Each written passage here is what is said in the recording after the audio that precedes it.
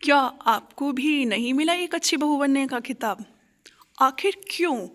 मेरी समझ में ये नहीं आता, इतना सब कुछ करने के बावजूद हम इस खिताब से क्यों वंचित रह जाते हैं। इनफैक्ट ऑपोजिट ही ये खिताब क्यों मिलता है इतना सब करने के बावजूद।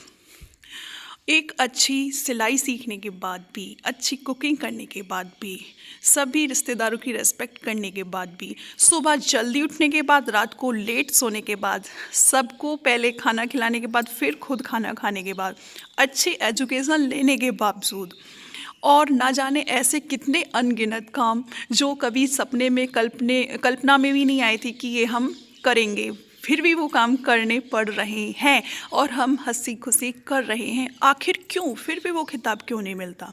मेरी समझ में ये नहीं आता है कि ऐसा कौन सा काम चूक रहा है मेरे से कि जो मैं उसको नहीं कर पा रही हूँ और मैं एक अच्छी बहू नहीं बन पा रही हूँ। मुझे आज तक समझ में नहीं आ रहा। Hello everyone, welcome back to my new vlog. कैसे हैं आप सभी? आई होप आप बहुत अच्छी होंगी और आशा करती हूँ आज ये वीडियो आपको बहुत ही ज़्यादा अच्छी लगने वाली है, क्योंकि इसमें मैं वो बातें करूँगी जो 95% हाउसवाइफ झेल रही हैं। सबको खुश करते करते न जाने किस अंधेरे में वो आज खो चुकी हैं। उनको खुद नहीं पता कि क्या करना चाहिए, क्या हो रहा है और आगे क्या होगा। मैं भी इस चीज़ का बहुत बड़ा कहते हैं ना शिकार बन चुकी थी, लेकिन फ़िलहाल मैं नहीं हूँ और आशा करूँगी आप सभी को भी उस दायरे से बाहर निकालूँ, क्योंकि मैंने जो झेला है तो मैं समझ सकती हूँ ये 95% के साथ होता ही है। क्योंकि मैं एक होता है ना कि अनुभव बहुत कुछ सिखा देता है।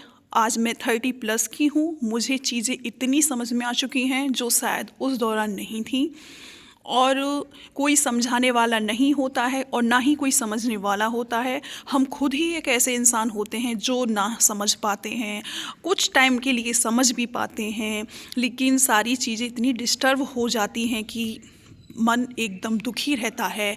हम एक कठपुतली की तरह काम करती रहती हैं औरों को खुश करने के लिए, लेकिन औरों का क्या फ़र्ज़ होता है? सिर्फ़ और सिर्फ नकल निकालना, बुराई देना, और यही चीज़ें हमको फिर डिप्रेशन में डालती हैं। और दिन में कितनी बार ऐसा हमारे साथ होता है। तो आप सबको मैं बताऊंगी, आप सबको या कह लो मैं समझाऊंगी, इन चीज़ों पर ध्यान ना दें। कौन इंसान आपकी तारीफ़ कर रहा है? और सबसे पहले मैं ये बोलूँगी, सबसे पहले तो ये दिमाग में से ये जो फॉर्म भरा हुआ है ना, आपने फॉर्म फिल किया हुआ है आजकल की अच्छी बहू बनने का किताब, इस फॉर्म को अपने मन से रिजेक्ट कर दीजिए। और ऐसी कोई वैकेंसी नहीं होती है और ना ही ऐसा कोई सिलेबस आता है कि मुझे कोई बुक ऐसी मिल जाए मार्केट में जाके कि मैं एक अच्छी बहू का खिताब कैसे पा सकूं। ऐसा कुछ नहीं होता। भारत की जो सर्वश्रेष्ठ कहते हैं ना एग्ज़ाम होता है, सबसे बड़ा एग्ज़ाम आईपीएस यूपीएससी जो करवाती है, उसे उसके लिए भी ना एक बुक का सिलेबस वो रखती है कि इसके अकॉर्डिंग आप पढ़ो और आपका सिलेक्शन हो जाएगा। इतनी बड़ी कहते हैं ना, इतना बड़ा एग्ज़ाम जो क्लियर करते हैं बच्चे, उसके लिए उनके लिए भी हेल्पफुल होती है वो सिलेबस। लेकिन एक अच्छी बहू की किताब के लिए ऐसी कोई बुक नहीं मिलती, क्योंकि ऐसा कुछ होता ही नहीं है। आप अच्छी बहू बनने के चक्कर में ना अपनी ज़िंदगी को झंडके हुए हो। मैं अपने कहते हैं ना अपनी भाषा में बोल रही हूँ, सच में ही ज़िंदगी झंडी ही है। आप खुश नहीं रह पा रहे हो, किसके लिए? उन लोगों के लिए जो आपको हर पल तिल तिल ख़त्म करते हैं, आपकी अच्छाई में बुराई ढूंढने की कोशिश करते हैं। इंसान वो नहीं होता जो कि आपकी अच्छाई से बुराई ढूंढे, इंसान तो वो होता है जो आपकी बुराई में भी अच्छाई ढूंढे। तो आप किसी की बातों पर ध्यान मत दें। अब सबसे पहले अपनी इज्जत करना खुद सीखें, तब आपकी दुनिया इज्जत करेगी। ठीक है ना? आप सोचते हो कि मेरी यहाँ पे कोई रेस्पेक्ट नहीं है, मेरी बातों का कोई मोल नहीं है। अरे पहले आप खुद तो करिए। आप कौन हो? खुद अपने आप को समझाओ पहले। दूसरों की बातों पर क्यों ध्यान देते हो? क्या आप कठपुतली हो जो दूसरों की बातों के कहने में आके आप वो कहते हैं वो मोटिवेट होगी? और यहाँ पे मैं जो आपको मोटिवेट करने नहीं आई हूँ। मैं तो देखो, एक इंसान के पास ना अपने पास खुद का दिमाग दिया है प्रभु ने, उसको चलाना सीखिए आप।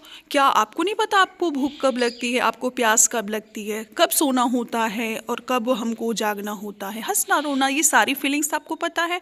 तो क्या आपको ये नहीं पता कि आप अच्छा काम करते हो या बुरा काम करते हो? अगर अच्छा काम करते हो तो लोगों को भौंकने दो जो भौंक रहा है। अगर बुरा काम कर रहे हो, आपको अपनी मिस्टेक लग रही है, क्योंकि कई बार ऐसा हो जाता है हमसे भी कोई मतलब हो जाती हैं गलतियां, या फिर हमको बाद में रियलाइज़ होता है कि ये हमने नहीं करना था। तो उन चीज़ों को सुधारो तो, और देखो आप कितनी हैप्पी रहती हो। मेरी बात को आप मान लीजिए, आपके चारों तरफ जितने भी लोग हैं, जितने भी रिश्ते नाते हैं ना, सब मतलबी हैं। और जब उनका मतलब निकल जाता है ना, आपको ऐसे फेंक देते हैं एक कूड़े करकट की तरह। तो आप किसी पे डिपेंड मत रहिए। आपके लिए कोई अच्छा भी बोल रहा है ना, मैं तो ये बोलूँगी आप उसकी बातों में भी मत आइए। आप खुद पर निर्भर रहिए, खुद की बातों पर निर्भर रहिए, अपनी तारीफ खुद करना सीखिए, आप अपने को प्यार खुद करना सीखिए। और जब आप ऐसा करेंगे ना, तो आपको रिटर्न में भी वही देगा, मतलब यूनिवर्स जो है वही मिलता है। जैसी हमारी सोच रहेगी हम ऐसे ही रहेंगे। डिप्रेशन में जाने से, टेंशन लेने से फ़ायदा क्या होगा? वो नतीजा सिर्फ बढ़ेगा ही, उसका रिज़ल्ट अच्छा बिल्कुल नहीं होगा। तो आपसे बस मेरी यही रिक्वेस्ट है, अगर माँ है ना आप, तो प्लीज़ हाथ जोड़ कर रिक्वेस्ट है अपने बच्चों के लिए, उनकी शकल को देखते हुए ज़रा सोचिए, ये प्यारे प्यारे नन्हे बच्चे किसके पीछे हैं? आपके पीछे, ना कि उन रिश्ते नातों के पीछे जो आपको तिल तिल कर ख़त्म कर रहे हैं। तो मिलूंगी आपको अपने नेक्स्ट व्लॉग में, तब तक के लिए अपना ध्यान